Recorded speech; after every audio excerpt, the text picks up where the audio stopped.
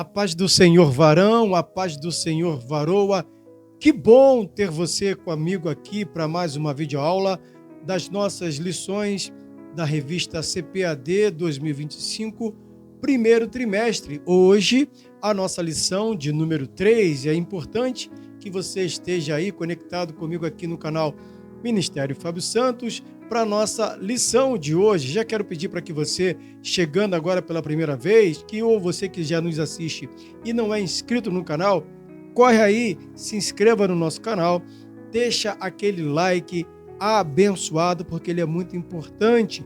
Quando você deixa o like, você sinaliza para o algoritmo, que é o robozinho que comanda o YouTube, que esse vídeo é relevante, que essa aula é muito abençoada, e o YouTube recomenda, ou seja, mostra essa mesma aula para outras pessoas serem abençoadas, da mesma forma que você já está sendo e será no decorrer desses minutos que estaremos juntos. E assim que você se inscrever e deixar o like, não se esqueça de ativar o sininho de notificações, porque assim, todo vídeo que a gente subir aqui no YouTube, o YouTube vai avisar você: olha, tem vídeo novo no canal Ministério Fábio Santos. Você corre para cá e assiste o vídeo. Se inscrevendo no nosso canal, você ajuda a nossa igrejinha a crescer. Tá crescendo, hein? Você que já está com a gente, que bom ter você aqui fazendo parte da nossa família, que só faz crescer. Louvado seja o nome do Senhor. Chegamos hoje à nossa lição de número 3, que será ministrada no próximo domingo, 19 de janeiro de 2025. E a lição de número 3 vem como nome A Encarnação do Verbo. O título deste primeiro trimestre da revista é Em Defesa da Fé Cristã, combatendo as antigas heresias que se apresentam com nova aparência. E os comentários do pastor Ezequias Soares. Aliás, um grande homem de Deus, conhecedor profundo da palavra do Senhor, que traz para nós um estudo maravilhoso. E para começar, o nosso texto áureo vem dizendo assim, no Evangelho de João, capítulo 1, versículo de número 14.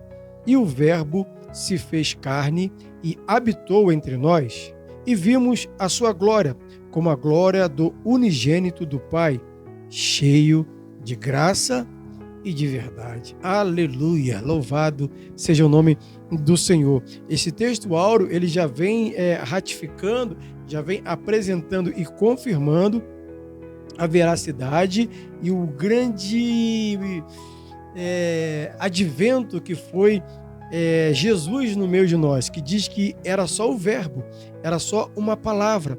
E essa palavra, ela se fez. O legal, sempre quando eu leio esse versículo, eu gosto de falar sobre isso. O verbo, ele se fez.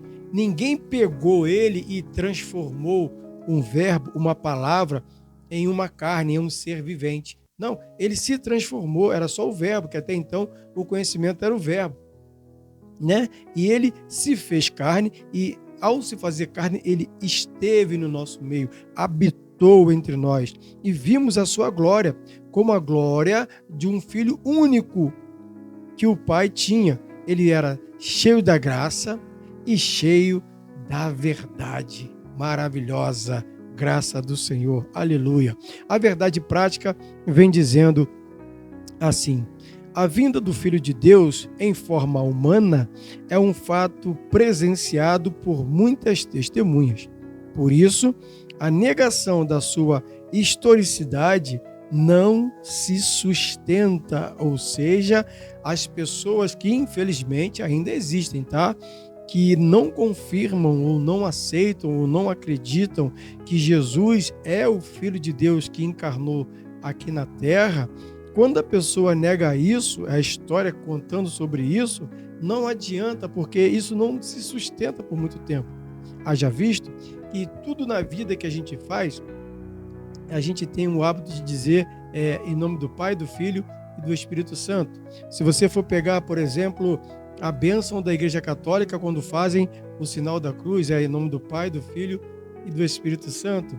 Um pastor, um missionário, um líder evangélico, quando vai batizar uma pessoa nas águas, ele diz: eu te batizo em nome do Pai, do Filho e do Espírito Santo.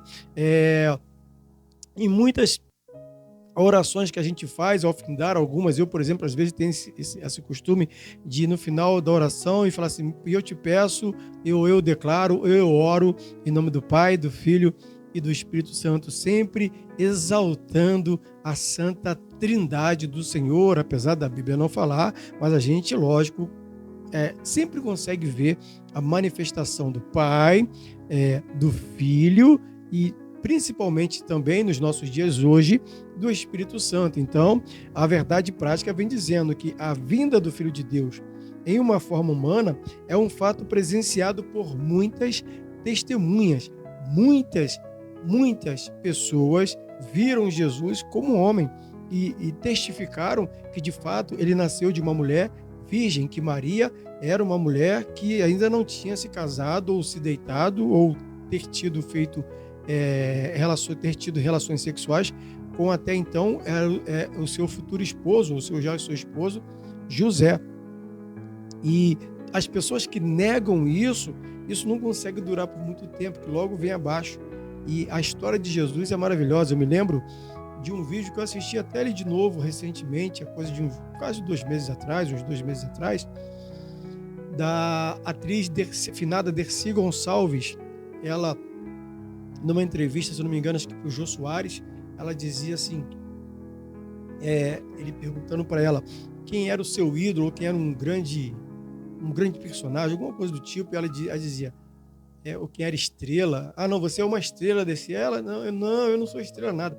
Estrela é Jesus Cristo, que nasceu numa época da maneira que foi, nasceu da maneira que veio, a família que teve, até hoje a gente fala dele e ninguém consegue imitar e fazer o que ele fez, isso há mais de 2000 anos atrás. Coisa linda e maravilhosa, né?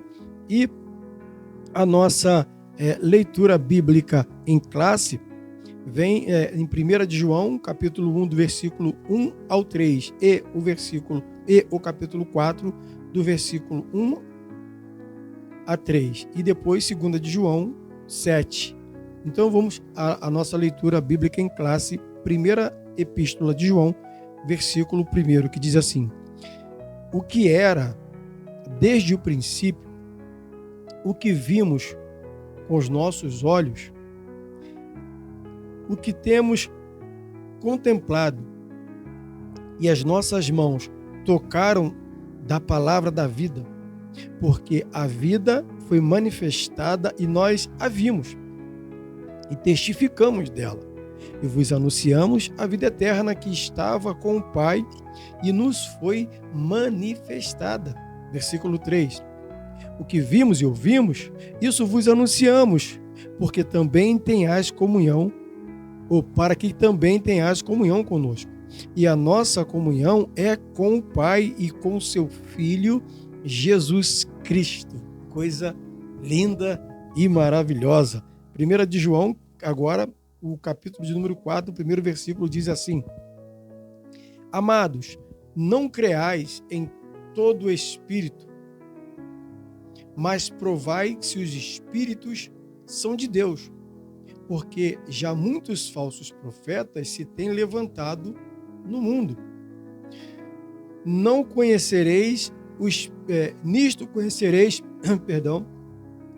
o Espírito de Deus. Todo espírito que confessa que Jesus Cristo veio em carne é de Deus. E todo espírito que não confessa que Jesus Cristo veio em carne não é de Deus. Mas este é o espírito do anticristo, do qual já ouviste que há de vir, e eis que está já no mundo. 2 de João, versículo 7.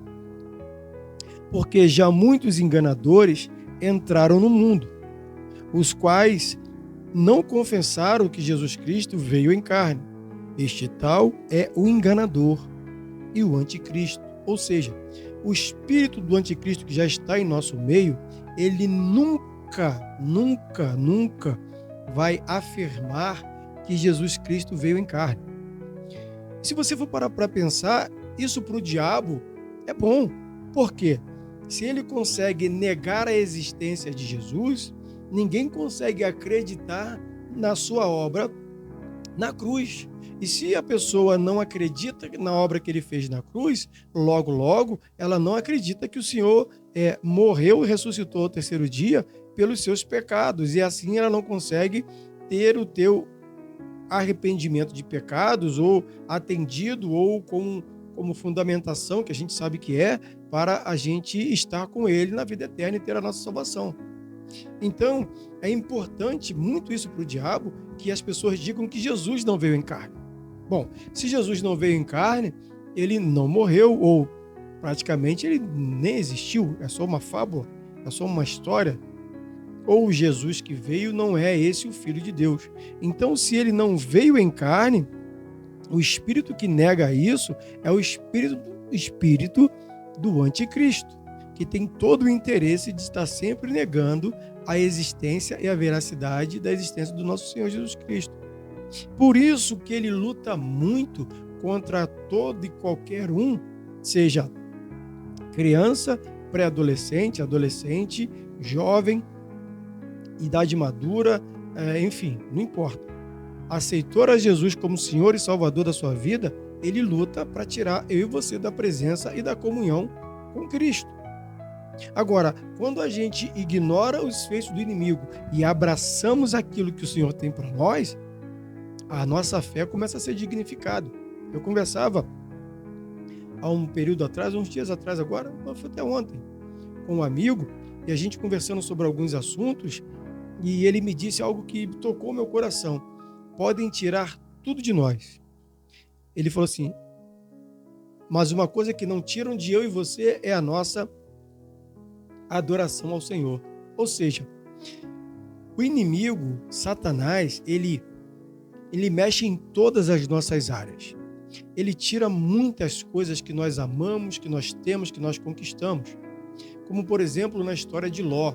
Ele tirou os filhos, ele tirou os bens, ele só não tirou a esposa de Ló, porque Deus diz que quando você se une a uma mulher, você passa a ser uma só carne. Então, como foi falado que não era para ele tocar na vida de Ló, a esposa estava incluída, você sabia? Foi por isso que a esposa de Ló não sofreu nenhum dano, porque ela era uma outra parte que se unia a Ló e se transformava em uma só pessoa. Então ela não podia ser tocada. E situações como essa, ele faz com a gente. Jó, ele passou pelos seus percalços, perdeu bens, perdeu família, ficou na Pocahontas, emperebado, numa situação lastimável, mas ele preservou o direito e a vontade de adorar o Senhor. Paulo e Silas, quando foram para a prisão, açoitados, apanharam, não foi privado deles o direito de adorar ao Senhor. Eu tenho conhecidos que filhos nossos têm chegado aos presídios e pessoas que passaram por lá e pessoas que estão no hospital e em outros lugares, talvez privados da liberdade, podem tirar tudo dela, mas nunca o direito e a liberdade de adoração. Então, o inimigo, irmãos, ele tocou na minha vida. O diabo tirou muita coisa da minha vida. Dia 11 de janeiro fez 14 anos que meu pai faleceu. Dia 14 de janeiro fez, deixa eu contar, 27 anos. 27? Não, 26 anos que a minha mãe faleceu, né? E vejam, logo depois, no mês de abril, foi quando eu perdi o meu irmão.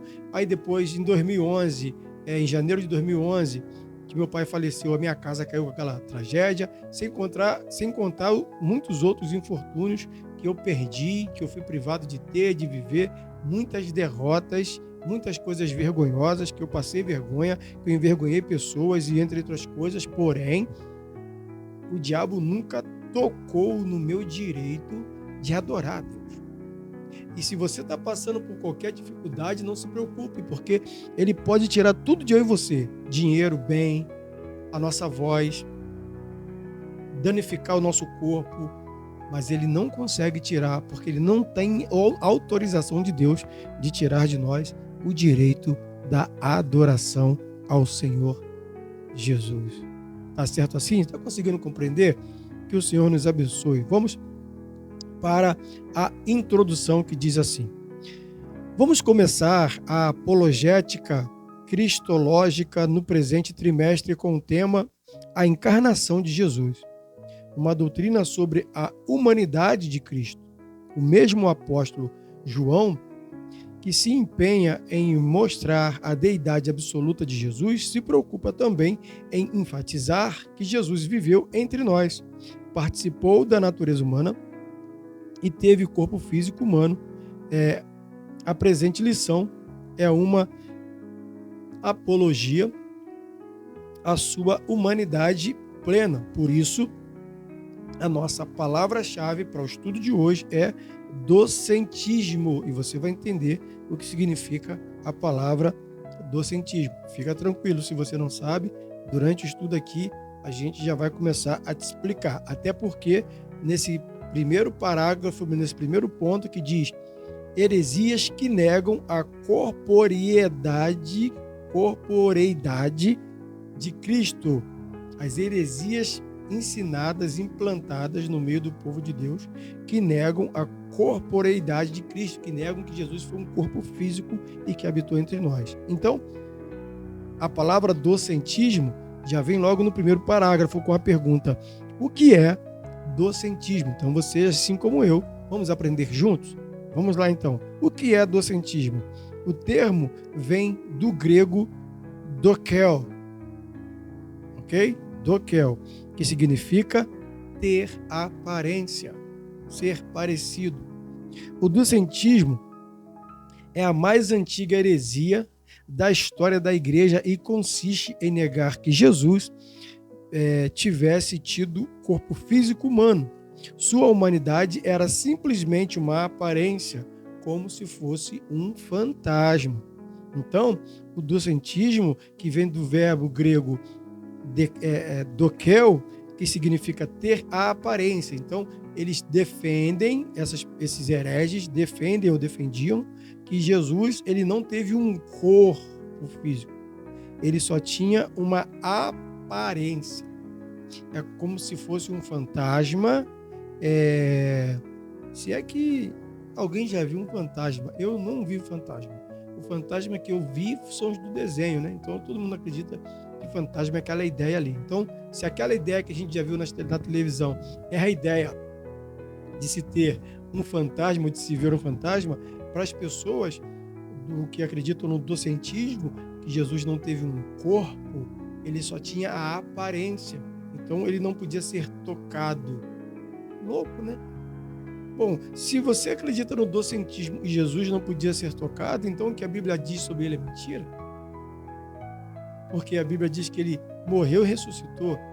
A Bíblia diz que ele foi cuspido, a Bíblia diz que ele foi apanhado, a Bíblia diz que ele andou sobre o mar, a Bíblia diz que ele nasceu de uma virgem, a Bíblia diz que ele foi batizado por João Batista e não teve corpo, pessoas que tocaram nele. Estranho, né? Mas vamos lá, segue aqui. Segundo parágrafo. O que os docetas ensinavam sobre Jesus? Pessoal que acredita no docentismo. O que é que eles ensinavam sobre Jesus? Os seguidores dessa heresia ensinavam muitas coisas fora das Escrituras e contrárias à palavra de Deus. O nosso enfoque destaca a humanidade de Jesus como um verdadeiro homem. Lucas descreve um começo muito humano.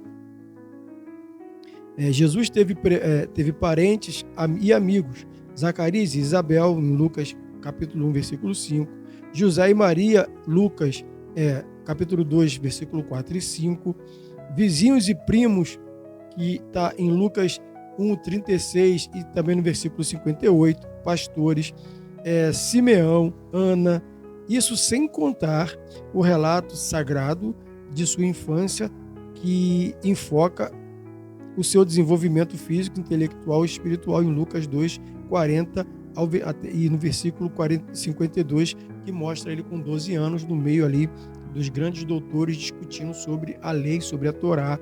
Então, existem muitos relatos, muitas provas de que Jesus era tão humano, que vai em contra o que esse pessoal aqui pregava sobre ele, ensinava sobre ele, que os seguidores das heresias ensinavam muitas coisas fora das escrituras, contrárias à palavra de Deus. Então, se eles dizem que Jesus não veio humano, a Bíblia está provando que ele tinha parente, que ele tinha Isabel era sua tia, Zacarias era seu tio, João era seu primo, Maria, sua mãe, José era o seu pai, né? Simeão, Ana, enfim, e a infância dele, que só já mostra que de fato ele teve um corpo, ele foi gente, ser humano, como outro qualquer, como eu e você, ok? Parágrafo 3. O que os principais docetas diziam sobre Jesus? 3 dos principais heresiarcas, as palavras aqui que derrubam, hein?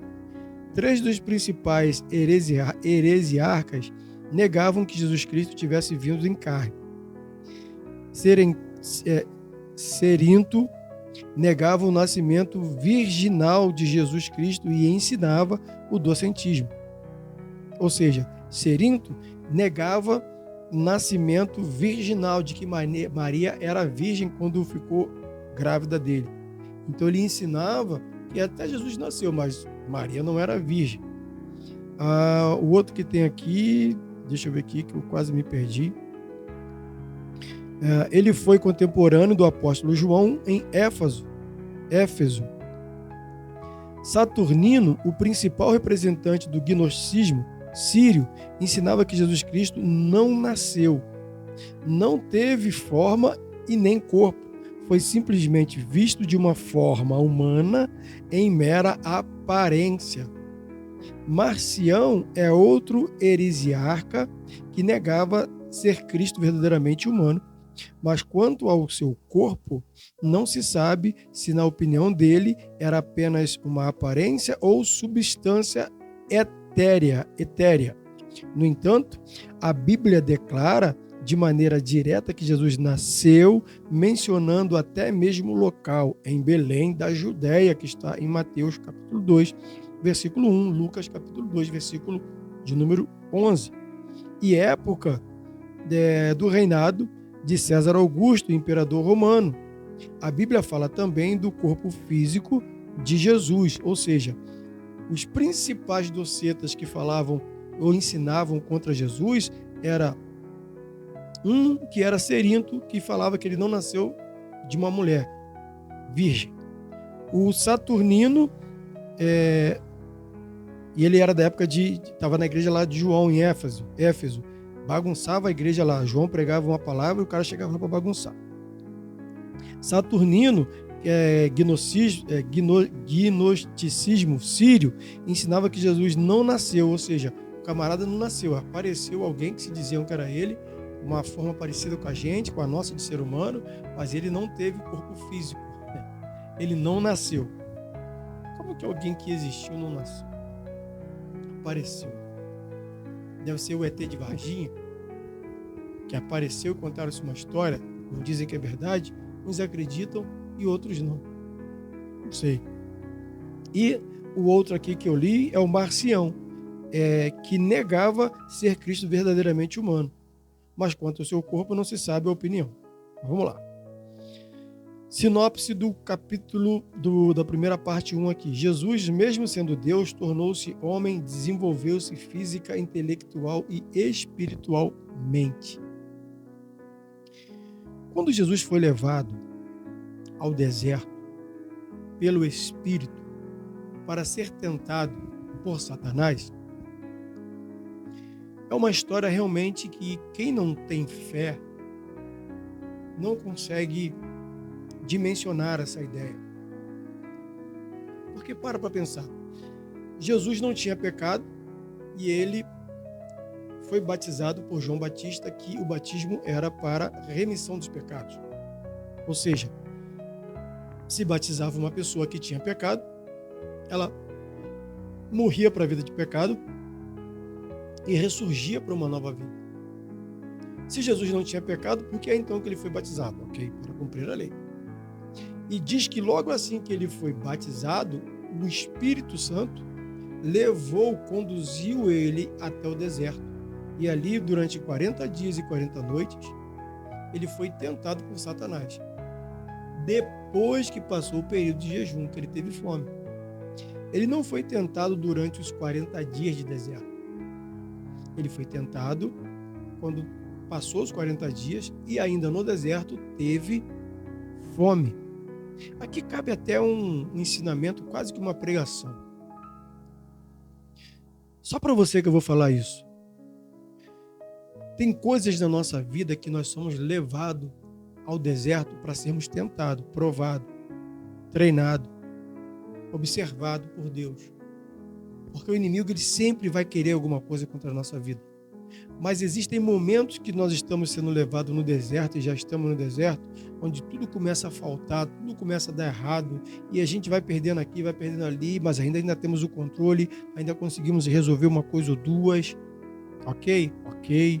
Ainda não está num momento crítico, porque o momento crítico é quando passa 40 dias e 40 noites e a gente tem fome. Aí quando a gente começa a ter o nosso corpo físico inclinado à fome, é onde o inimigo nos tenta. Porque enquanto estamos sendo levados pelo Espírito, quem está nos conduzindo naquele momento de deserto é o Espírito. E se o Espírito Santo está ali, Satanás não chega não. E Jesus foi levado pelo Espírito ao deserto para ser tentado pelo diabo, e ali ele venceu o diabo naquela primeira batalha no deserto usando a palavra. Assim como eu e você. Se estamos aqui hoje, é que a gente a cada dia vem vencendo as tentações depois de a gente ter fome ao passar pelo deserto.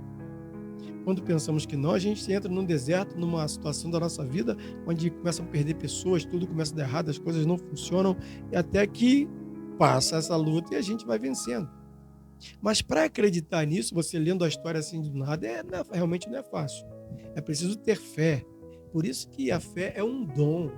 E quando você exerce o dom da fé, a fé ela entra no seu coração, na sua alma de uma maneira tão maravilhosa que você não consegue deixar de acreditar no que está escrito acerca de Jesus. Então, as heresias não conseguem penetrar no meu e no seu coração. E aí o inimigo ele fica permeando, ele fica tentando, de alguma maneira, infiltrar informações para que a gente passe a desacreditar na obra de Cristo no Calvário.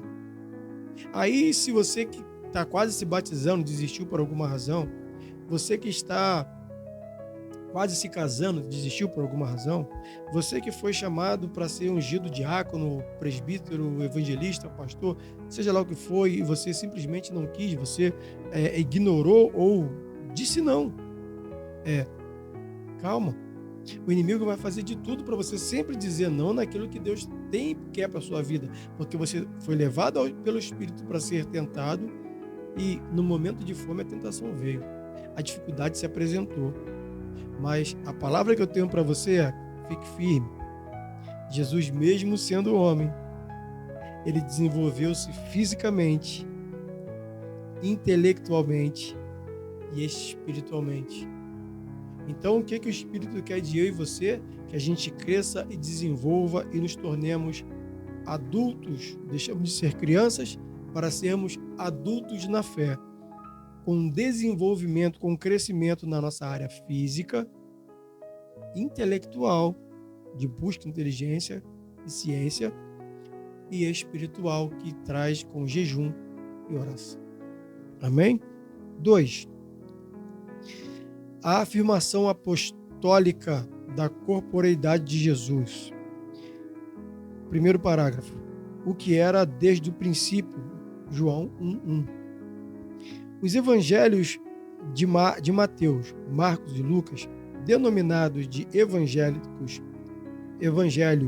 sinóticos, apresentam Jesus ressaltando seus aspectos humanos, ao passo que João reforça o aspecto divino, ok? Os 3 primeiros falam do aspecto humano, mas João já fala do aspecto divino. Como assim, pastor? Os 3 primeiros evangelhos, Mateus, Marcos e Lucas, falam que Jesus nasceu de uma virgem, falam que ele é da raiz de Abraão e de Adão, da família de Sem, dos semitas, de Jacó, né? Todo esse pessoal. E isso é falado em Lucas, Mateus e Marcos. Então fala da parte humana dele, prova que ele foi humano. Já no Evangelho de João, João já diz que ele é divino. Por isso diz que ele era o verbo, no princípio era o verbo, e o verbo se fez carne e habitou entre nós. Então João já dá uma visão divina à existência de Jesus Cristo. E diz assim: os 3 evangelhos expõem Jesus exteriormente, ao passo que João revela interiormente. Pode-se dizer que o evangelho de João é uma interpretação de Jesus. A expressão "o que era desde o princípio" é uma reiteração daquilo que o apóstolo afirma na introdução do evangelho que leva o seu nome. No princípio era o verbo, capítulo 1, versículo 1 de João. Isso significa que o verbo já existia mesmo antes da criação de Gênesis 1:1. Entende o que eu falei no início? Mas João nunca perde de vista que o verbo se fez carne. Não se contenta apenas com isso, mas apresenta detalhes importantes. Detalhes importantes é que o verbo não somente se fez carne, para não deixar dúvida nenhuma, e habitou entre nós, mas também foi visto pelas pessoas. Ele já existia antes da fundação do mundo. Então vamos lá. Como é que isso entra na nossa mente para um melhor entendimento? Por que o verbo, o que é o verbo, a palavra, se fez carne e não era carne? Bom, o fato do verbo não ser carne é porque a divindade de Jesus, que morava, ou que na época até então estava no céu, antes de Gênesis, não existia corpo carnal. O corpo carnal passou a existir em Gênesis, quando do pó da terra ele criou o homem, conforme era a sua imagem e a sua semelhança, um retrato fiel deles lá, mas feito de uma matéria terrena, a terra, humus, humano, ok? Sendo assim, antes disso, era para o nosso conhecimento, Deus ele era apenas verbo. Quando ele se apresenta para Adão, ele era verbo. Quando ele se apresenta depois disso, lá na frente, para Noé, era verbo. Noé ouviu a voz dele. Noé não ouviu fisicamente. Quando ele toma Enoque, que Enoque andou com ele, Enoque ouviu ele, pelo menos nos relatos bíblicos, e andou com ele. Não diz que Enoque ouviu fisicamente. Assim se deu também com Moisés naquela sarça. Que a sarça queimava, o fogo ardia, os gravetos não se desapareciam e o fogo estava ali, e uma voz falou com Moisés naquele momento. Que voz era essa? Então, tudo que se conhecia do Deus Todo-Poderoso, ele que disse a Moisés, dizendo: eu serei, ou eu sou o que sou. Sendo assim, tudo que se falava até o nascimento de Jesus acerca de Deus era conhecimento do verbo, era o que se pronunciava, era o que se ouvia. Então era só verbo. Antes da fundação, antes de começar a Gênesis, ele já existia. Não com o corpo, como falei, físico. O corpo físico passou quando Deus formou o homem do pó da terra. Amém? Até aí? Estão conseguindo compreender? Então vamos lá. No princípio era o verbo. Isso significa que o verbo já existia na integração. Sim, essa parte que eu li. Agora vamos passar para o segundo parágrafo. A reafirmação apostólica do versículo 1 da parte B. O apóstolo reitera o que afirma na introdução do seu evangelho. O que vimos com os nossos olhos, ele afirmou que viram, e que temos contemplado e as nossas mãos tocaram da palavra da vida. Isso pode parecer até uma redundância. Vimos com os nossos olhos, mas o propósito é mostrar com muita ênfase, sem deixar dúvida alguma, que o Senhor Jesus veio em carne ao mundo e que pôde ser tocado pelos que com ele conviveram. Em João, capítulo 20, versículo 27. Veja que a presença do nome de Pilatos no credo dos apóstolos o posiciona nos acontecimentos passados. Ele sofreu sob Pôncio Pilatos, ou seja, padeceu nas mãos de um personagem da história. Logo, o Senhor Jesus só pode também ser alguém da história. Romanos 1,3. Ou seja, se ele passou pela pressão que teve de ser ali interrogado por Pôncio Pilatos, que era um camarada que está na história como um grande líder, apesar que do mal, mas um líder que foi notável, que até hoje se fala nele quando se conta a história da humanidade, e diz que ele teve com Jesus, porque Jesus então existiu. Como negar, através da própria história, que Jesus não existiu? Então todas essas falácias que os hereges tentam implementar ou colocar, ou na época antiga, caem por terra. A grande questão, como esse estudo ele traz algo para nós, para os dias de hoje, pelo menos na internet, aqui no Brasil, né, pouco a gente vê assintosamente, assim, diretamente, qualquer pessoa querer negar a existência de Jesus dessa maneira que a gente está lendo aqui, como eram esses hereges antigos. Porque se alguém hoje vai na internet e diz que Jesus não existiu, ele é chamado de louco. Por quê? Porque o Brasil é um país cristão.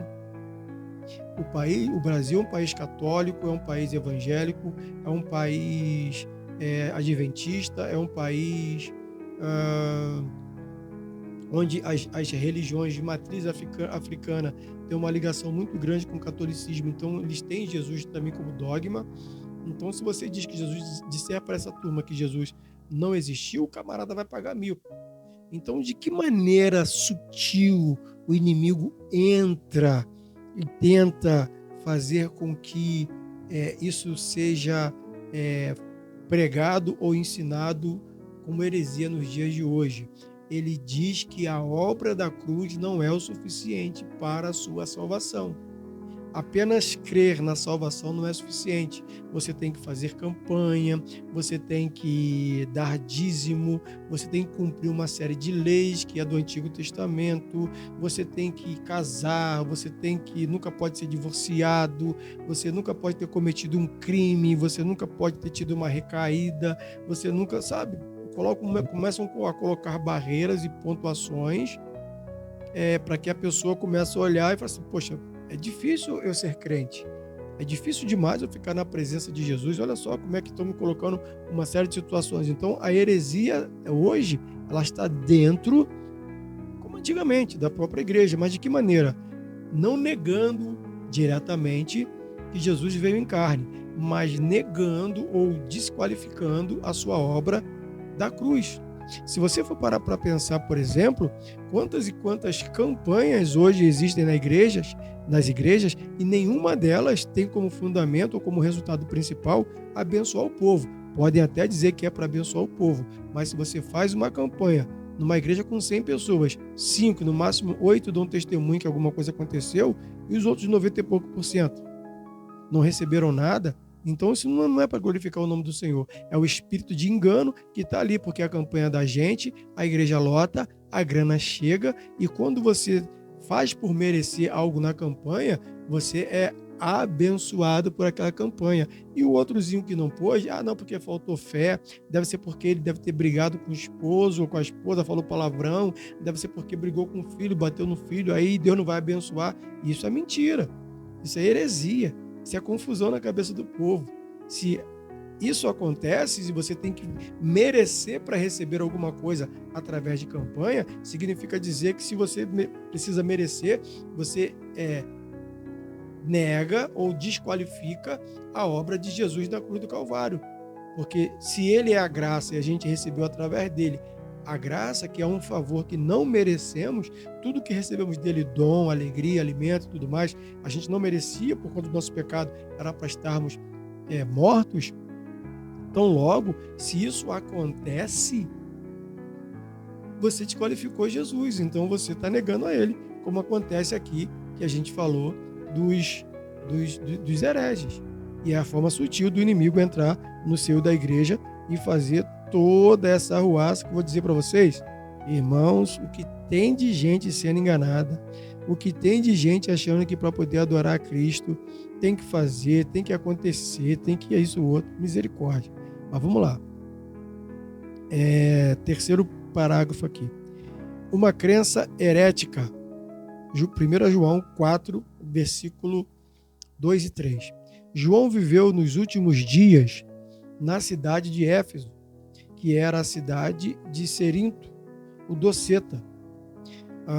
Os escritos do apóstolo João, o Evangelho, as 3 epístolas e o livro de Apocalipse foram produzidos na última década do primeiro século. Nessa época, o docetismo já se difundia entre os cristãos, ou seja, já estavam penetrando, se misturando no meio da igreja. Por isso o apóstolo esclarece e de maneira direta que todo aquele que nega que Jesus veio em carne não é de Deus, é o espírito do anticristo. Veja a gravidade dessa heresia, pois se Jesus não teve corpo físico real, ele também não morreu. E se não morreu, também não ressuscitou. E se não ressuscitou, logo não há esperança da salvação. Por essa razão, o apóstolo João foi contundente contra os docetas. Os expoentes de tal crença são chamados de enganadores. Veja, se eles conseguem afirmar que Jesus não existiu, ele não morreu. Se ele não morreu, ele não ressuscitou. Eu falei isso já no início do estudo. E se ele não ressuscitou, não teve obra da cruz. E se não teve obra da cruz, acabou com a nossa esperança. Então, aquilo que eu recebia porque eu me arrependi e quero uma nova oportunidade, mesmo sem merecer, e ele me dá, não vai mais existir. Então, eu tenho que fazer por merecer. Eu tenho que estar sempre buscando merecer para poder ser abençoado. Por isso eu estou falando com relação aqui, por exemplo, às campanhas.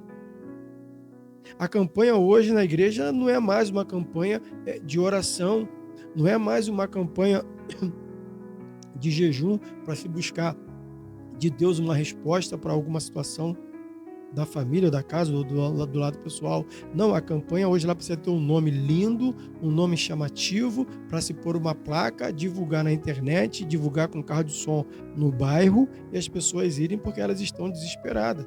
E não entenderam que a ida ao templo não é para receber bênção por causa da campanha. A ida ao templo é para agradecer a Deus por aquilo que Ele faz dia a dia na minha vida. Então eu saio de casa para ir ao templo, para ir ao culto, para cultuar a Deus.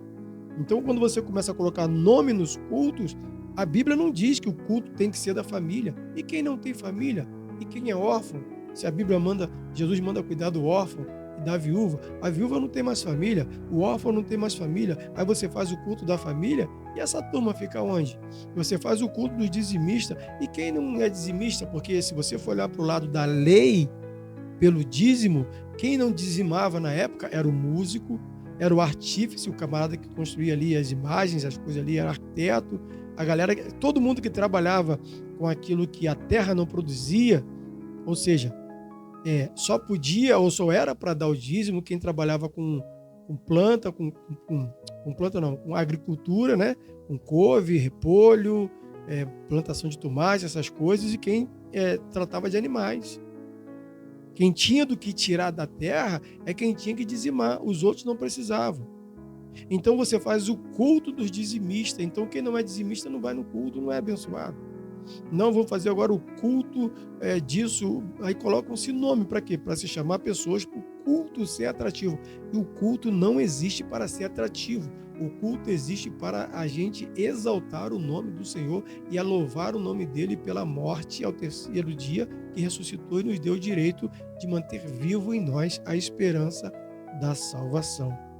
Eu não posso nem falar muito aqui para não virar polêmica, senão tem algumas igrejas que nem me chamam mais para pregar, e até porque eu não estou nem aí. Eu prefiro falar a verdade, ficar sem lugar nenhum para pregar e continuar aqui ensinando o que eu acredito que é o que está na palavra de Deus. Mas é complicado, viu? A heresia está em tudo quanto é lugar, disfarçada de campanha nas igrejas, sabe? A igreja faz campanha de tudo, mas não faz campanha de oração. Quando bota alguém para orar, se levanta um povo contra. Quando bota alguém para jejuar, se levanta um povo contra. Por quê? Porque não dá dinheiro, é pouca gente, a igreja esvazia. A igreja não nasceu para ser cheia, a igreja nasceu para estar aberta e ajudar quem chegar ali. Se ela vai ser membro ou não, é uma outra história.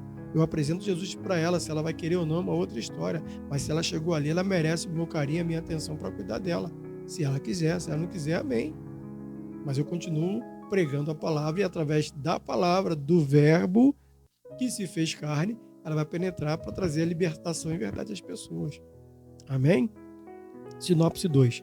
Os evangelhos sinóticos apresentam Jesus ressaltando os seus aspectos humanos, ao passo em que o evangelho de João revela o seu aspecto divino. Coisa linda essa parte também, né? Vamos lá para a nossa terceira e última parte. Como essas heresias se revelam hoje. Primeiro parágrafo. Quanto ao nascimento virginal de Jesus. Há movimentos que negam o nascimento virginal de Jesus, como os mormons negam isso, a Igreja da Unificação nega isso e ensinam que ele não foi gerado pelo Espírito Santo. Negar a concepção e o nascimento virginal de Jesus é uma das marcas desses movimentos. É o ensino moderno de Cerinto e seus seguidores. A Bíblia anuncia de antemão a concepção do nascimento virginal de Jesus desde o Antigo Testamento, Isaías 7, versículo 4, o seu cumprimento histórico no Novo Testamento. Jesus foi gerado pelo Espírito Santo. O anjo Gabriel disse a Maria: descerá sobre ti o Espírito Santo e a virtude do Altíssimo te cobrirá com a sua sombra. Ou seja, hoje em dia, em 2025, quem repete o ensinamento de Cerinto é a Igreja dos Mormons e a Igreja da Unificação, que eu não sei nem quem é, não sei nem como é que trabalha esses camaradas, mas está escrito aqui que eu nem busco muito sobre essa turma não, mas enfim. Aqui está dizendo que são hoje uma maneira atual, moderna, de continuarem o ensinamento de Cerinto, negando que Jesus teve um nascimento da Virgem. O 2. Quanto à morte e à ressurreição de Cristo. O heresiarca gnóstico do Egito, Basileides, o Basílides, negava a crucificação de Cristo. Dizia que Simão, o Cirineu, transfigurou-se e foi equivocadamente crucificado. Poxa, isso é muita imaginação, né? E que Populacho o tomou por Jesus. Assim sendo, Cristo apenas presenciou a crucificação de Simão, seu suposto sósia. O Alcorão, o livro do sagrado dos muçulmanos, a sua principal fonte de autoridade espiritual, declara que o Senhor Jesus não foi crucificado, de tudo não passou de uma simulação. Alcorão 4.157, misericórdia. Nas notas explicativas do rodapé das edições do Alcorão, eles afirmam que um sósia de Jesus foi levado à cruz. Isso se parece com a ideia de Basílides. Essa doutrina é contrária a todo pensamento bíblico e aos fatos históricos. A Bíblia ensina que Jesus morreu e ressuscitou dentre os mortos, 1 Coríntios, capítulo 15, versículo 3 e 4. Ou seja, os camaradas conseguiram inventar uma história que Jesus tomou uma coça. Irmão, vamos parar para tentar imaginar aqui, tá? Eu vou tentar imaginar na minha linguagem. Vocês até desculpa aqui, apesar de eu estar bem arrumadinho e bonitinho, mas o meu jeitão de favela de si. Jesus aparece na humanidade, ressuscita mortos, faz cego enxergar, aleijado andar, um monte de coisa. Fica famoso, os políticos ficam preocupados com ele, os líderes religiosos, a turma tenta matar ele, aí numa situação lá que ele não tinha nada a ver, ele é condenado à morte. Nessa ida para a morte, ele vai para uma sessão de pancadaria. Ele toma um pau, mas um pau violento. Batem nele de tudo quanto é jeito. E aí pegam a condenação dele, que era para ser morto numa cruz, que era a morte mais horrível e mais vergonhosa que tinha na época, obrigando o morto a levar sua própria cruz para ser crucificado no morro. Ele pega aquela cruz, que era pesada, ele carrega, aí no meio do caminho, um camarada que não tem nada a ver, que está ali do lado olhando, como se fosse um camaleão, ele assume a imagem do cara que estava apanhando, morre no lugar do cara, e o cara que estava apanhando ficou pelo caminho, com as feridas? Por que ele foi? Se um sósia, cara, é muita imaginação imaginar que um sósia, alguém parecido comigo, me vendo apanhar, ele não deixa que eu morro no seu lugar. Você fez a parte de apanhar, agora para morrer eu morro no seu lugar. Se Cirineu era sósia de Jesus, quem se deu com a família de Cirineu que não reclamou do corpo? Estranho, cara, gente, misericórdia. Você está rindo, mas isso aqui é verdade. Tem gente que acredita nisso. E às vezes é seu vizinho. Tem gente que acredita nisso de uma maneira que às vezes está dentro da igreja, que quando você prega sobre isso, ela não quer acreditar, porque o diabo cauteriza a mente dela, não permite ela aprender essas coisas não, varão. Misericórdia. 3. Confirmação histórica. A confirmação bíblica e histórica da morte de Jesus é fato incontestável. Historiadores não cristãos, judeus e romanos, atestaram a morte de Jesus. Flávio Joséfo, historiador judeu, disse: acusaram-no perante Pilatos, e este ordenou que o crucificasse. Os que haviam amado durante a sua vida não o abandonaram depois da morte. O historiador romano Tácito escreveu: aquele de quem levavam o nome, Cristo foi executado no reinado de Tibério pelo procurador Pôncio Pilatos. A Bíblia declara que Jesus, depois de ter padecido, se apresentou vivo com muitas e infalíveis provas. Atos capítulo 1, versículo de número 3. E a nossa sinopse de número 3 é: a confirmação bíblica e histórica da morte de Jesus é fato incontestável. Não tem como a pessoa contestar, dizer que não foi ou que deixa de ser, porque é e pronto. Mas se você tem alguma dúvida, isso é porque existe em você um espírito que pode exercer a sua fé. Se há dúvida, a dúvida precisa ser suplantada pela enxurrada de fé. Se você vai conversar comigo para me gerar dúvida, eu não quero a sua dúvida, ou eu não quero que a minha mente fique com dúvida, porque eu vou exercer a fé. Ah, mas é uma loucura você imaginar que Jesus ressuscitou. Beleza, mas eu acredito nessa loucura e eu tenho provas todos os dias que essa loucura me faz bem.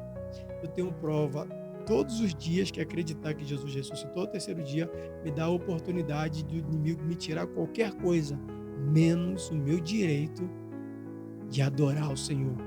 Porque a Bíblia diz em João que ele está procurando por mim, o verdadeiro adorador, que o adore em espírito e em verdade. Ele está procurando por você, um verdadeiro adorador, verdadeira adoradora, que o adore em espírito e em verdade. Se você entender isso de uma maneira eficaz e séria, a crença que você tem em Cristo, você não precisa de campanha para receber vitória, não, porque a Bíblia diz que as bênçãos correm atrás daquele que crê. Não é eu correr, acreditar que a bênção vai chegar. A bênção é que tem que vir atrás de mim. Se você faz esforço para ir atrás da bênção, não é Bíblia, é heresia. Estão te enganando. Ah, mas fulano recebeu. Espírito de engano. Tem vários vídeos meus falando sobre isso. Espírito de engano. O espírito de engano precisa fazer com que dê certo pelo menos uma ou duas vezes para as outras pessoas continuarem acreditando naquilo ali que é heresia. Então, se você acredita que Jesus ressuscitou ao terceiro dia, é o que Paulo falou para o carcereiro: crer no Senhor Jesus e será salvo tu e a tua casa. Aleluia. Conclusão. As expressões o verbo se fez carne e Jesus Cristo veio em carne significam uma resposta aos docetas. Os evangelhos revelam vários atributos característicos do Jesus ser humano. Ele foi revestido do corpo físico porque o pecado entrou no mundo por um homem e pela justiça de Deus tinha de ser vencido por um ser humano. Jesus se encarnou, fez-se homem, sujeito ao pecado, embora nunca houvesse pecado, venceu o pecado como homem, como uma pessoa normal, e isso ele ensina eu e você a vencer como pessoas normais. O verbo se fez. Ninguém pegou ele e colocou ali, não. Ele se fez, simplesmente assim. Você acredita? Amém, que bom. E você acredita? Bom, chegamos ao final da nossa terceira aula do nosso primeiro trimestre 2025, que tem como título, irmãos, olha, esse estudo só paulada, só coisa boa para a gente poder conversar, em defesa da fé cristã, combatendo as antigas heresias que se apresentam com nova aparência, dos comentários do pastor Ezequias Soares. E o estudo de hoje foi o número 3, a encarnação do Verbo. Tá certo assim? Muito obrigado por você ter estado com a gente. Se inscreva no nosso canal. É a oferta que a gente pede para você. Aqui a gente não vai te pedir dinheiro, não. A oferta que você pode dar, o dízimo que você pode dar é se inscrevendo no canal, para a nossa igrejinha continuar crescendo os membros, é você deixando o like, para o robozinho, que é o algoritmo do YouTube, mandar esse vídeo para várias pessoas. Você querendo se comunicar comigo, deixar seu contato, procurar a gente aqui nos comentários, ou a sua opinião, ou a sua pergunta, deixa aqui nos comentários, ou o seu contato, eu procuro você, a gente bate um papo, vai ser bênção pura. Ah, lembrei, tem um botãozinho aqui embaixo, escrito compartilhar vídeo.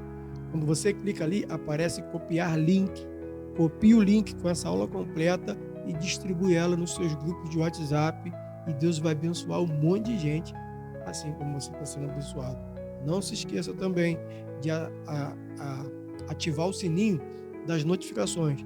Todo vídeo que a gente subir aqui no YouTube, o YouTube vai te avisar e seremos todos abençoados. Tá certo assim? No mais, que Deus abençoe por demais a sua semana, a sua vida. Tenha uma excelente aula com o teu professor aí no domingo. Que Deus nos abençoe e até o próximo vídeo. Em nome de Jesus.